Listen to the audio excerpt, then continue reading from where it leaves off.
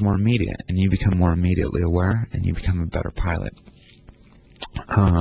Yeah, Murray sends us another good comment. He says, templates. Create a template and create different templates for different situations so that as the conditions change, as situations change, all you have to do is apply a new template to it. Let's see, other things that we talk about in the beginning with new pilots. Equipment. We talk about equipment and about purchasing equipment. And you know, the thing I'll say now on the air is that when you're ready to purchase equipment, purchase it from your instructor. You know, when you purchase from your instructor, you get a lot of additional benefits, whether it's, you know, the fact that he knows how to service the equipment, whether it's the fact that he has intimate knowledge with the equipment, whether it's the fact that he's the one that's been teaching you for the last 6 months, you know, and it's worth it to you and to him to pay him the $200 or $300 more than it costs you to buy it off the internet. But do support your instructor. Okay. Yeah, we got Murray on the phone. Murray, what's going on? Hi, Duncan's sort of got to head off work and he's got a trip down south tomorrow, so I'm doing a sort of joint phone-in for both of us. Kind of holds together with the templates and all the stuff that you're talking at the moment. Yeah. Duncan had a tip line that got snagged on a rock when he was doing ground handling practice, which of course is the thing to do. Tip lines, cheap to replace. Not doing ground handling practice when you're low on airtime over the winter kind of makes you, and you are not cheap to replace. Right. So it's a good thing. Anyway, the replacement tip line sort of arrived. Great, fitted it. Oops. There's a difference in length. 10 centimetres, 4 inches. Wow. Now, what is the obvious thing? Well, people assume something's gone wrong. The very, very first thing, as soon as you mentioned the distance in difference, I thought, that looks pretty exact. Told them to check the line plan on the Nova side and look at not the Vertex 28, which he was replacing the tip for, but the Vertex 26.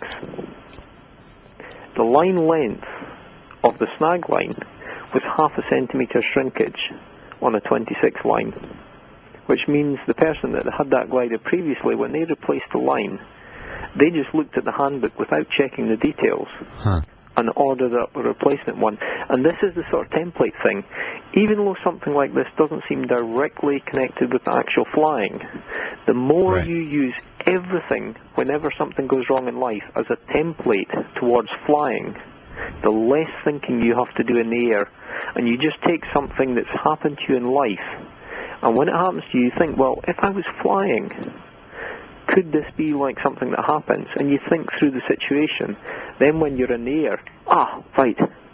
And you can decide, no, I'll go for that landing zone, or I'll do this, or do that. So the more templates, the more preparation, all the stuff you've been talking about, it actually does connect to flying. But it doesn't have to originally be for flying. It can just be for something else that happens to you in life. Absolutely. Yeah, that's a pretty profound social statement. Yep. You know, but it is the truth. It's all about the sort of judgment training which you do, which we do, and which more and more people are moving over to. Instead of teaching the pilot to fly, we teach them to be a pilot, to use judgment, to think. As you said, if the instructor says turn right, but the pilot from their perspective can see a problem, if you've taught them the way you teach them to use judgment, the pupil, who is the pilot, can say, oh, no, that would be a bad call in this one instance because I have information that my instructor on the end of the radio doesn't have. Absolutely. Absolutely. So, absolutely. And I mean, yeah, we do a good job of instilling it. You do a good job of instilling it. And I think more and more people are starting to think that way. You know, it's as you said, it's the way you act and react in normal life. Why should it be any different when you're flying? You know? So you use all that 30 years, 40 years of experience, and you apply it to what if I was flying, could this be like something?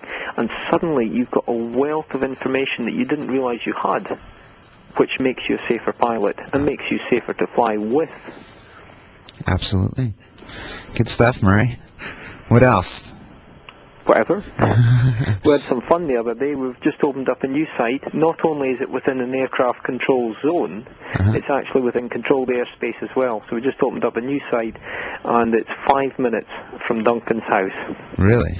So he's got to do his various radio licenses, and then he's got a private site that nobody else can fly at because we're the only people in UK licensed to talk to air traffic control. Cool. So he just goes up there, logs in, calls them up on the radio, and he's got his own private site 5 minutes from the house. Can't be much better than that. What's the site like? It's stunningly good. It's not a fantastic flying site, but it's the perfect type of site.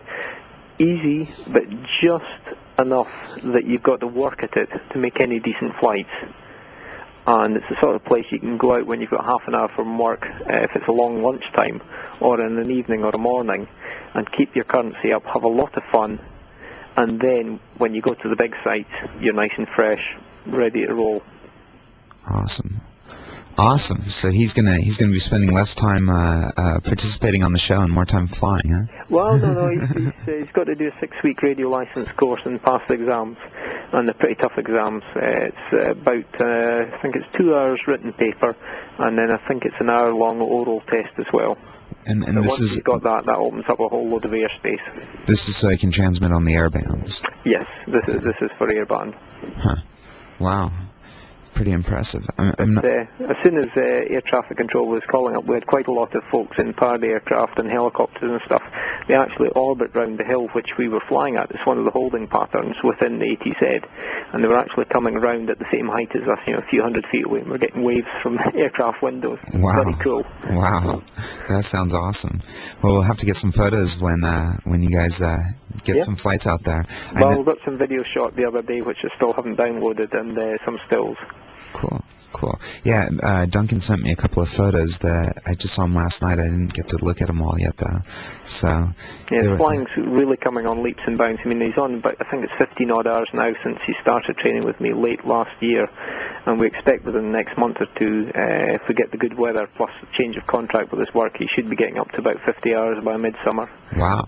So that'll be good. Not bad. He still needs to polish his takeoffs and landings. Yeah. As we all do. As we all do, yeah.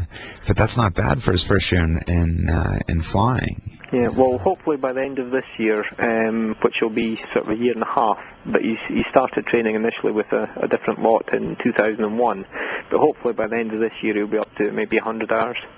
All depends on family commitments, and then the plan is to get him tandem rated because he has 3 children who all seem fairly keen on having a bash. Awesome. Well, good stuff. We're going to have to take a break, Murray. You want to hang on with us? I'll probably phone back in later on, but I'm going to save my phone bill at the moment. Okay, great. Bye just now. Thank you. Bye-bye. All right, and so you guys have heard it. We're going to take a break with you. This is the Paragliding Radio Talk Show. When we get back, we're going to talk to Andy Berenstiel, just won the pre-PWCs down in Dominican Republic. So stay tuned. We got an exciting show. We'll be right back with you.